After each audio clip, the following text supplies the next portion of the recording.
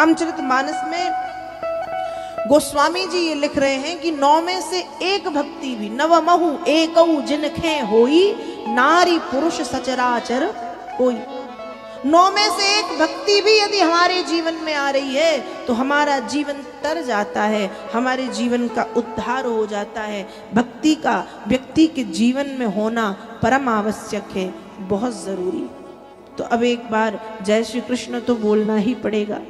बोलिए श्री वृंदावन बिहारी लाल की, श्री हनुमान जी महाराज की। राधा आइए सभी गाएंगे भाव से वाणी का सहयोग, ताली की भरपूर सेवा के साथ राधा रानी के पावन नाम को गाते हैं भाव से। मेरो मन लाग्यो बरसाने में, जहाँ बिराजे राधा रानी। मेरो मन लाग्यो बरसाने में, जहाँ बिराजे राधा रानी। मेरो मन लाग्यो बरसाने में, जहाँ बिराजे राधा रानी। मेरो मन लाग्यो बरसाने में, जहाँ बिराजे राधा रानी।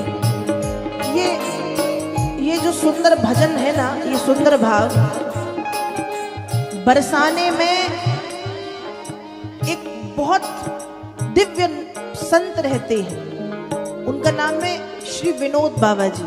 नाम कभी आपने सुना हो, कभी देखा हो।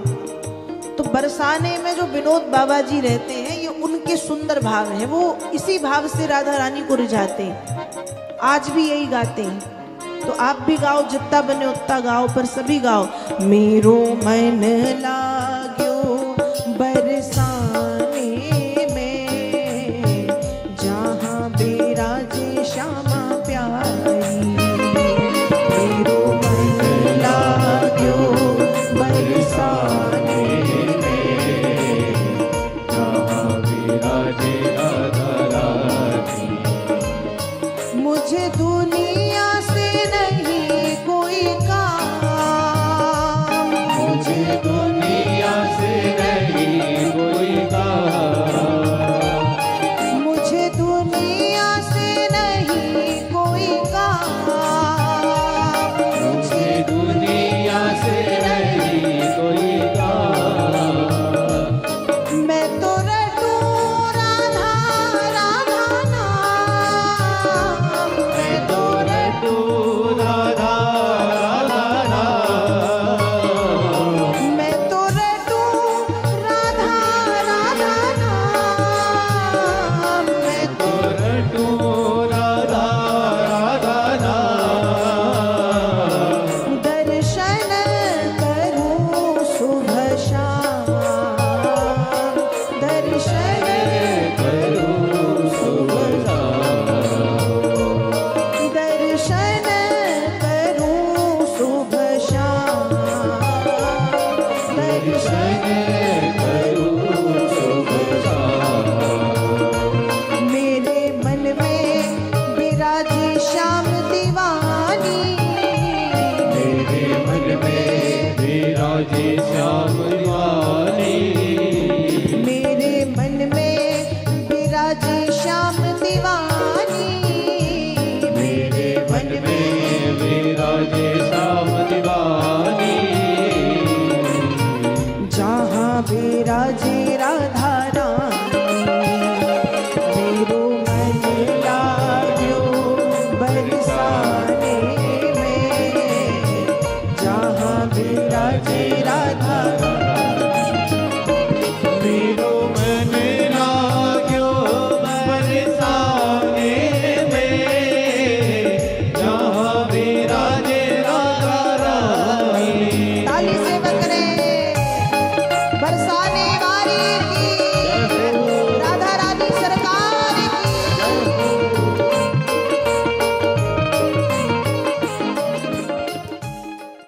भागवत में अभी आप सबने सुना कि 9 प्रकार की भक्ति का निरूपण श्री वेद व्यास जी करते हैं।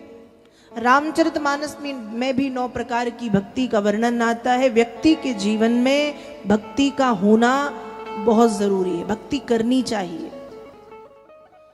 सूत जी महाराज 88,000 सौनकादिक ऋषियों को कथा सुना रहे हैं भागवत जी का महात्म्य, और बताते हैं कि एक बार की बात है, सारे देवता स्वर्ग में एकत्रित होके समूह बना के बैठे थे, और सिर्फ बैठे नहीं थे, गीत गा रहे थे। गायन्ति देवा किल गीत गानी, धन्यास्तु ते भारत भूमि भाग।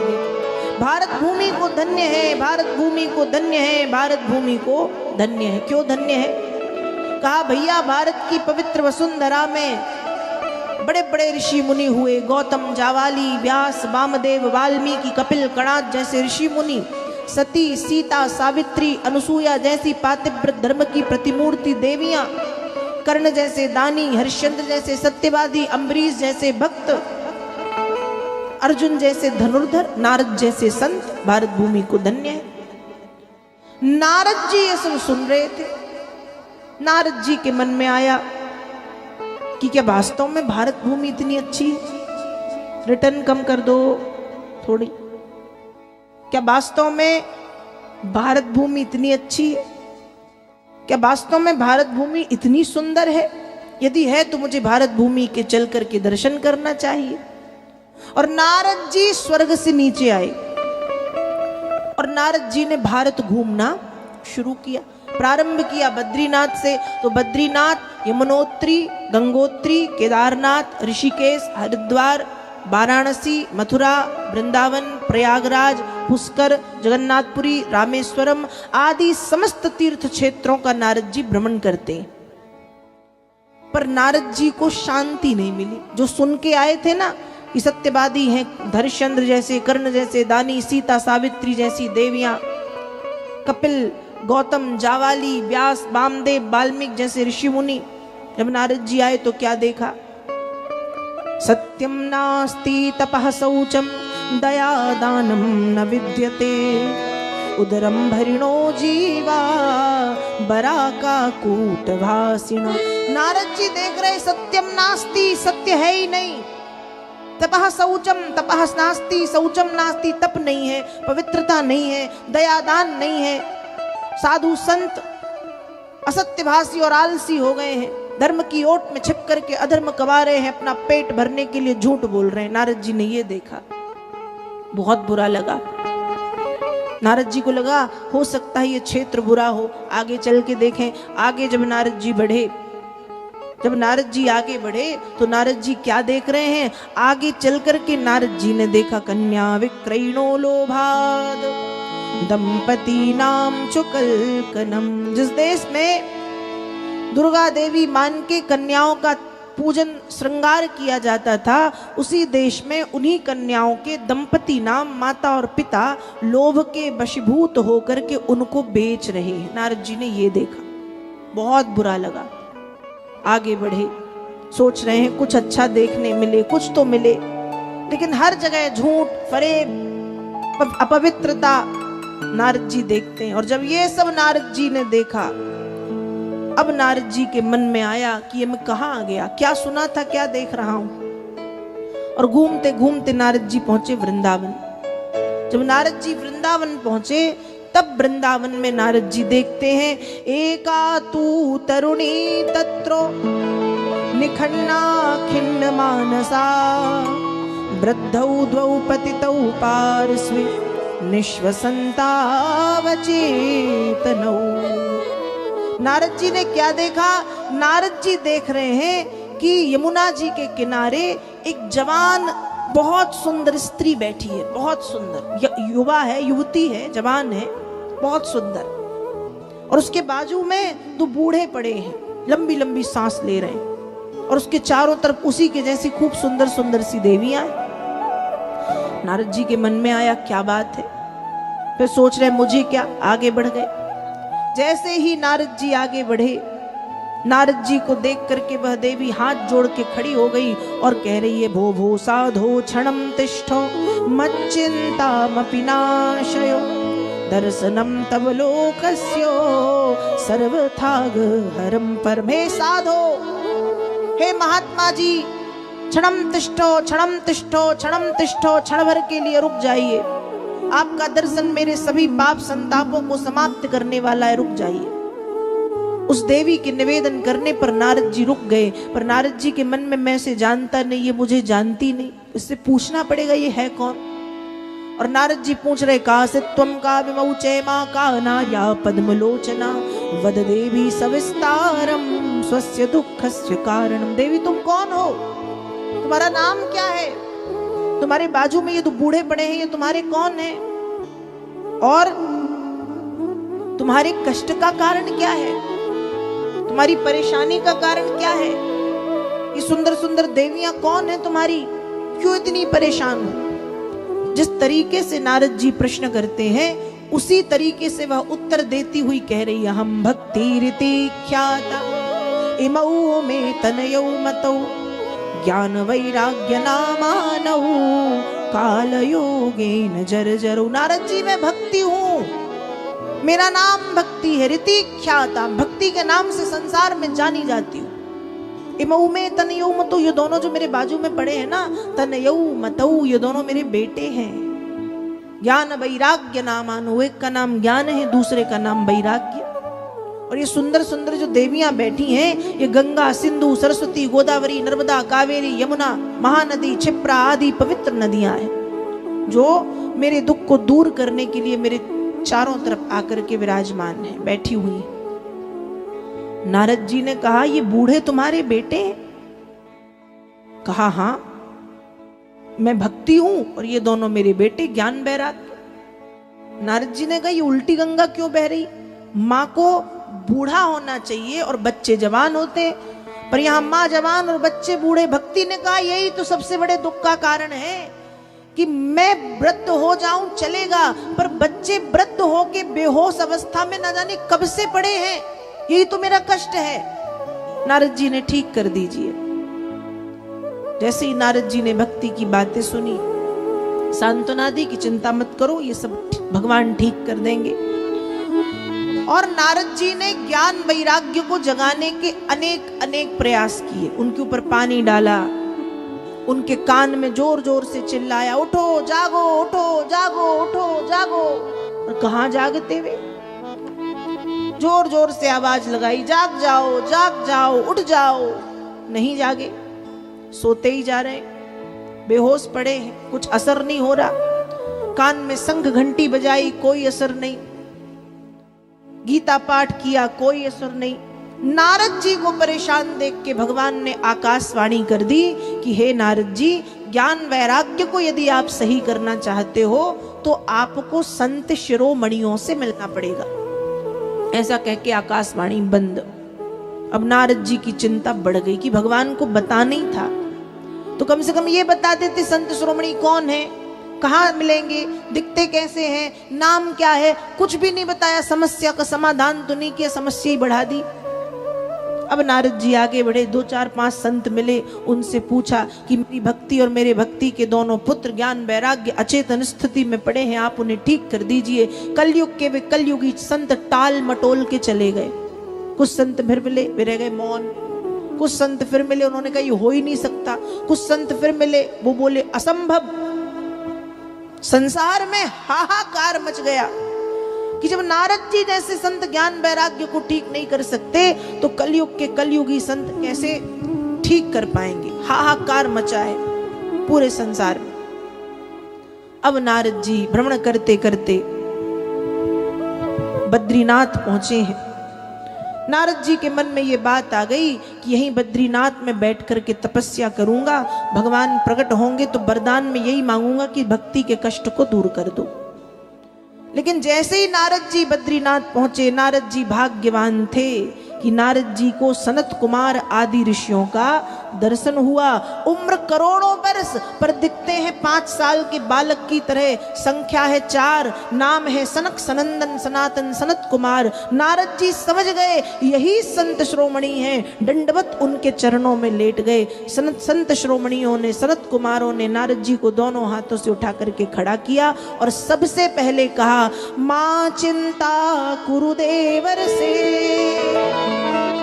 हर्षं चित्ते समावह, उपायः सुख साध्योत्र वर्तते पूर्व एव ही। नारद जी चिंता मत करो, मां चिंता गुरुदेवर से चिंता मत करो।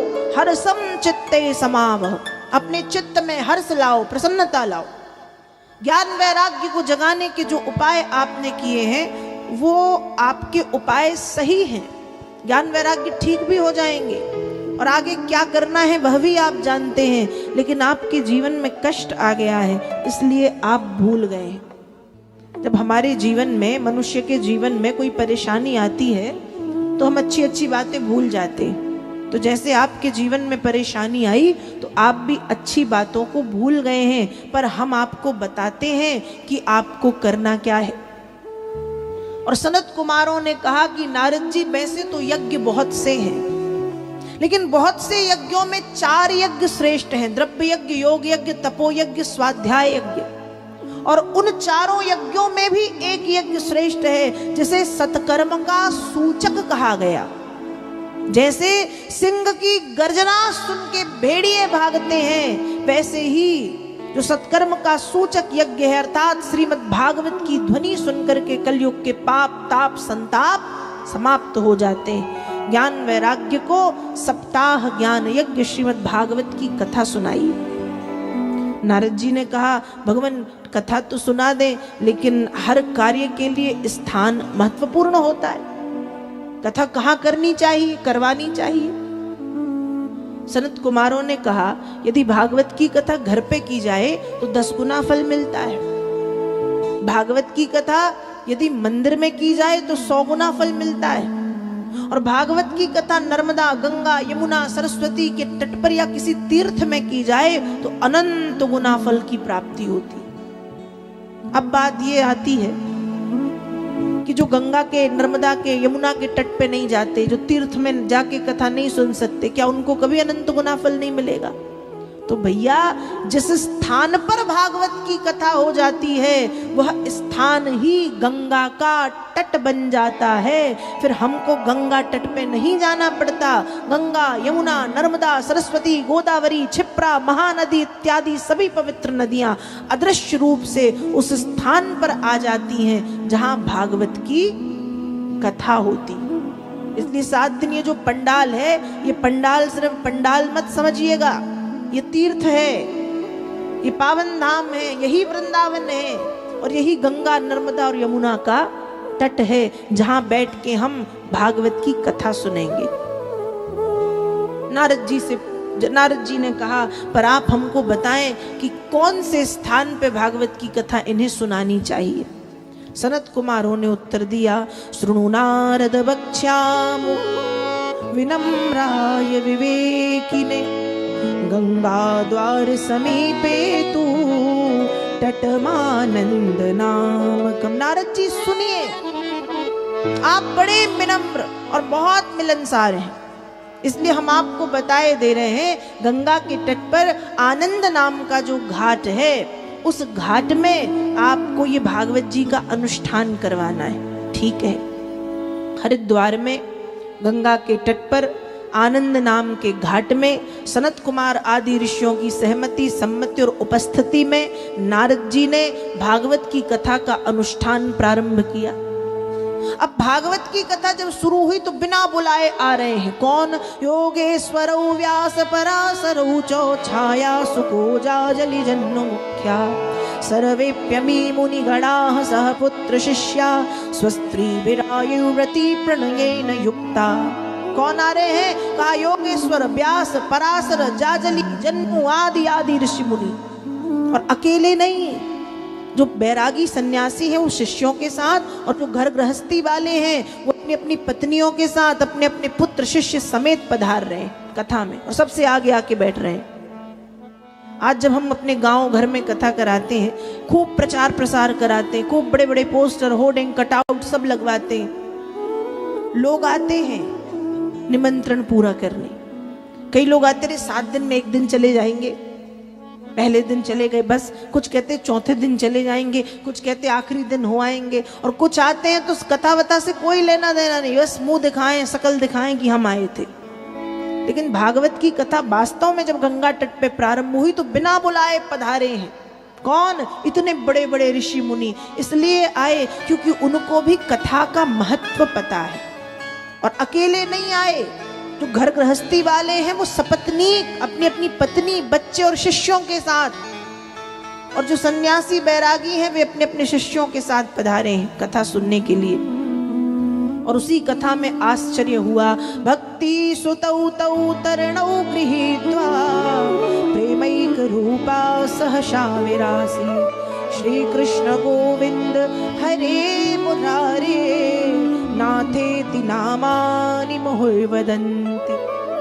जो भक्ति दुबली पतली कृषकाय हो गई थी, चिंता में बैठी थी, जो ज्ञान वैराग्य बूढ़े हो गए थे, डंडे की तरह पतले हो गए थे, न जाने कब से बेहोश पड़े थे, जब भागवत की कथा के श्लोकों की ध्वनि भक्ति ज्ञान वैराग्य के कानों में पड़ी तो कानों में श्लोकों की ध्वनि पड़ते ही अपने अपने स्थान पर उठ करके खड़े हो गए। जो कब से बेहोश पड़े थे वे उठ उठ के खड़े हो गए, और कैसे हष्ट पुष्ट तंदुरुस्त हो गए, स्वस्थ हो गए। जो बूढ़े हो गए थे उस हष्ट पुष्ट तंदुरुस्त स्वस्थ जवान हो गए, और भक्ति प्रसन्नता में खिल गई। और तीनों ने दौड़ लगाई और चिल्लाते हुए श्री कृष्ण गोविंद हरे मुरारे नाथेति नामानि मुहुर्वदन्ति। श्री कृष्ण गोविंद हरे मुरारे, हे नाथ नारायण वासुदेवा, हे नाथ नारायण वासुदेवा, हे नाथ नारायण वासुदेवा कहते जोर से चिल्लाते हुए कथा में सबसे आगे आकर के ये भी विराजमान हुए। ये स्थिति हुई भक्ति ज्ञान वैराग्य की। और उसी कथा में आश्चर्य हुआ। भगवान कहते अथ वैष्णव चित्तेषु दृष्ट्वा भक्ति अलौकिकी निज लोकम परित्यज्यो भगवान भक्त वत्सला। जब मेरे भक्त अनन्य भाव से भक्ति करके मुझे बुलाते हैं तो मैं मेरे निज धाम वैकुंठ का त्याग कर अपने भक्तों के पास दौड़ता भागता हुआ कथा में या कहीं भी चला आता हूं। तो भागवत की कथा गंगा के तट पर जब प्रारंभ हुई तो 5 वर्ष के बालक के रूप में भगवान आए। सबने देखा, सनत कुमारों ने देखा, नारद जी ने देखा, जितने ऋषि मुनि बैठे हैं सबने देखा। 5 वर्ष की उम्र है, सांवरी सूरत, मोहनी मूरत, घुंघरारे बाल, माथे पे मोर पंख वाला मुकुट जिसकी लड़ियां लटक रही हैं, कानों में मणिजट कुंडल, माथे पे लंबा कस्तूरी का तिलक लगा है, और बिंबाफल की तरह लाल लाल अधर, सुंदर नासिका, सुंदर कपोल, सुंदर दंतावली, सुंदर कंठ, हृदय में कौस्तुभ मणि बनमाला से सुशोभित, सुंदर सुंदर अंग प्रत्यंग, पैरों में पायल, कमर में करधन, पीले पीले वस्त्र पहन के 5 वर्ष के बालक के रूप में भगवान का आगमन हुआ। सभी साधु संतों के बीच में से आकर के गोविंद भागवत जी में विराजमान हो गए। ध्यान रखिएगा, जिस स्थान पर भागवत की कथा होती है उस स्थान पर स्वयं भगवान आकर के अपने वांग्मय विग्रह में विराजमान होते। भागवत जी की ये जो ग्रंथ है, पोथी, इसको क्यों लोग सिर पे रखने के लिए तरसते कि एक बार हम सिर पे रख लें, एक बार हमारे सिर पे आ जाए, एक बार हमको छूने मिल जाए। क्यों? क्योंकि ये सिर्फ पुस्तक नहीं है ना, ये सिर्फ ग्रंथ नहीं है। क्या है? कहा तेनेयम वांगमयी मूर्ति प्रत्यक्षा वर्तते हरि। हरि का वांगमय विग्रह है, भगवान कृष्ण का वांगमय विग्रह है। शब्द ब्रह्म के रूप में स्वयं गोविंद भागवत में विराजमान है। भागवत का एक एक शब्द कृष्ण है, भागवत का एक एक शब्द ब्रह्म है। तो भगवान सबके बीच में से आके श्रीमद् भागवत जी में विराजमान हो गए। जब गंगा के तट पर भागवत की कथा प्रारंभ हुई तो ध्यान रखिएगा, जिस स्थान पर भी भागवत की कथा होती, छोटे रूप में, बड़े रूप में, बहुत बड़े रूप में, वहां स्वयं भगवान पधार के अपने वांग्मय विग्रह में आकर के विराजमान हो जाते। तो आज कथा क्रम का पहला दिन भक्ति ज्ञान वैराग्य की कथा महात्म के अंतर्गत आप सभी ने सुनी। कि भागवत की कथा का महत्व कितना बड़ा है कि भक्ति जो कब से परेशान थी उसकी चिंता दूर हो गई, ज्ञान वैराग्य जिनकी स्थिति दयनीय थी वो फिर से हष्ट पुष्ट तंदुरुस्त और ज्यों के त्यों हो गई। ये भागवत की कथा का महात्म्य है।